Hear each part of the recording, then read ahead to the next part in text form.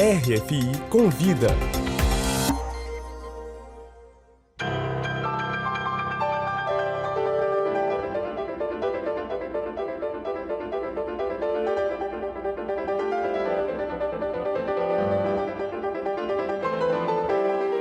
A Semana de Arte Moderna de 1922 e o modernismo na música brasileira é tema de uma conferência nesta noite na Casa de Portugal, a Maison de Portugal André Gouveia, aqui em Paris. O evento vai contar com a participação da pesquisadora musical Heloísa Feixas e da pianista Clélia Iruzum, que estamos ouvindo aí ao fundo, interpretando Festa no Sertão de Villa-Lobos. E é sobre esse evento que a gente vai falar aqui no RF Convida de hoje, que tem a presença de Emília Chamoni, percussionista, etnomusicóloga, professora de música. Olá, Emília. Olá, muito obrigada. Obrigada a você por sua presença aqui nos nossos estúdios. Conta pra gente como é que vai ser essa conferência, o que está planejado para essa noite lá na Casa de Portugal. Então, vai ser um evento gratuito, no qual a gente vai falar da dimensão cultural do modernismo musical no Brasil, através da Semana de Arte de 22. Então, a gente vai ter Heloísa, que vai falar dessa dimensão mais cultural, mais ampla do movimento, fazendo uma ligação também com compositores que não tocaram especificamente durante o evento, mas que fazem parte desse movimento modernista. E a gente vai ter a Clélia Iruzum, que vai interpretar algumas peças do Villa-Lobos e de outros também compositores ligados a esse movimento. Vamos ter também projeção de imagens, então vai ser um movimento muito especial assim também para falar dessa semana que está fazendo 100 anos, né? Agora, em 2022, e que é relativamente menos conhecida na Europa, e alguns desses compositores também que vão ser interpretados são menos conhecidos aqui. Agora é interessante a gente falar do Villa-Lobos, né? Que foi o grande representante da música brasileira nesse movimento de 22 e que foi, inclusive, muito criticado pela ousadia das composições dele na época, né? Sim, foi vaiado até, né? Então, foi um momento muito importante, né, na carreira e na vida do Villa-Lobos, para se conectar com outros artistas, para realmente se mostrar na cena musical e começar esse processo de investigação, de pesquisa, né, do que eles estavam querendo compreender como uma arte ligada aos valores e às sonoridades brasileiras. E aos poucos, outros compositores, outros artistas foram criando esse movimento que aos poucos vai, né, se solidificar como um marco, né, dentro dessa música de concerto, dessa arte, digamos, né, que antigamente a gente falava erudita, né, que vai aos poucos se consolidar como um ponto de inflexão na criação de uma arte nacional. Justamente, Emília, como é que você percebe que a Semana de Arte Moderna, o modernismo brasileiro, marcou a nossa música, a música brasileira? Aqui a gente está falando sobretudo do que a gente chama de música de concerto, né? Porque a música brasileira é um mundo, né? Músicas tradicionais, cultura popular, mas dentro desse campo, né? Dessa música de concerto, né? Vai ser muito interessante porque o modernismo na música tem vários significados, né?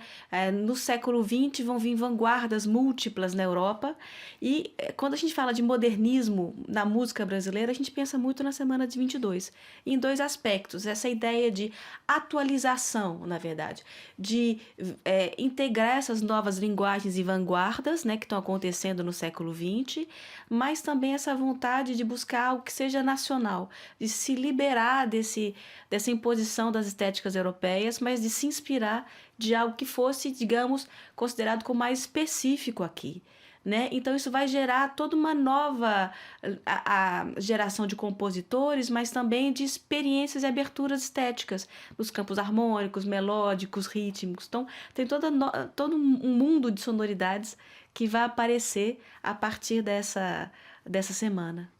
E justamente, Emília, como é que o público aqui na França ou na Europa em geral, se você quiser, percebe a Semana de Arte Moderna? Se tem a compreensão aqui do que foi esse movimento? Acho que uma das coisas interessantes dessa conferência é um pouco chamar essa atenção, né? Que é um movimento que é menos conhecido aqui mais alguns grandes intelectuais, né, desse momento são conhecidos na Europa. Mário de Andrade, Oswald de Andrade, né, o próprio Villa-Lobos, mas a Tarsila do Amaral, essa parte também das artes visuais são mais conhecidas aqui. Mas talvez aqui na Europa eles não tenham a dimensão de como esse evento ele é fundador desse discurso e dessa pesquisa de uma arte que se inspire nesses valores e nessas características nacionais. Então é interessante se lembrar até também para ver como essa música depois vai influenciar a Tropicália e vai ter outros ecos em práticas artísticas mais próximas da gente hoje, né?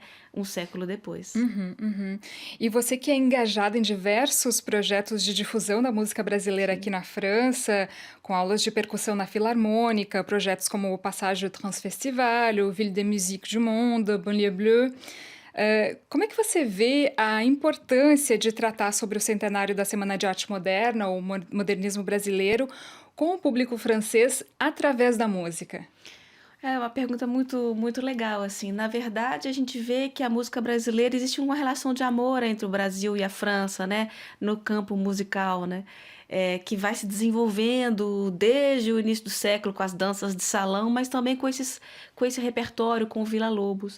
Então, a música brasileira ela é um caminho de sociabilidade, de convivialidade importante aqui na França.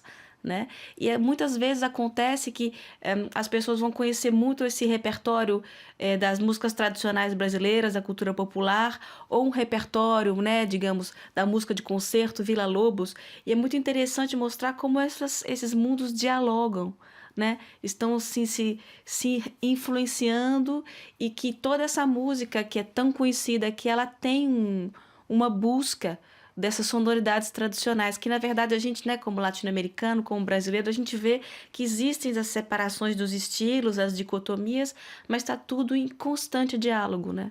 Constante inspiração. E isso é uma coisa que eu acho que é importante da gente saber e falar aqui na Europa como artistas latino-americanos, como essas categorias estão sempre dialogando. Uhum. Agora, tem todo um movimento artístico no Brasil que faz duras críticas, às vezes até, à Semana de Arte Moderna de 22, dizendo que ela foi excludente, que ela foi elitista. Essas críticas também ocorrem na música, ou seja, os artistas Sim. musicais também contestam o legado desse movimento no Brasil? Sim, eu acho que é muito importante a gente perceber que cada evento, cada movimento cultural, ele é múltiplo e contraditório. Então, efetivamente, existiram dimensões elitistas e essa própria concepção de uma música erudita, de uma música popular, e que, na verdade, a gente vai pegar o popular para transformá-lo numa linguagem mais sofisticada e erudita, isso também é questionável, né? Então, isso é muito interessante a gente ver esses valores, né?